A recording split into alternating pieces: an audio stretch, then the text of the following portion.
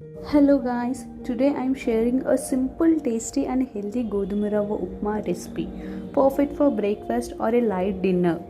Coming to the process, first కడాయిలో oil వేసుకుని oil heat అయిన తర్వాత జింజర్ వేసి ఫ్రై చేసుకోవాలి.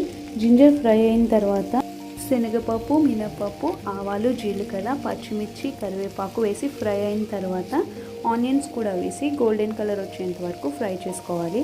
తర్వాత ఒక కప్ గోధుమ రవ్వకి 1.5 కప్ వరకు వాటర్ని యాడ్ చేసుకుని టేస్ట్కి సరిపడా సాల్ట్ కూడా యాడ్ చేసుకుని వాటర్ బాయిల్ అయిన తర్వాత గోధుమ రవ్వని యాడ్ చేసుకుని బాయిల్ చేసుకుంటే మన టేస్టీ అండ్ హెల్దీ గోధుమ రవ్వ ఉప్మా అనేది రెడీ.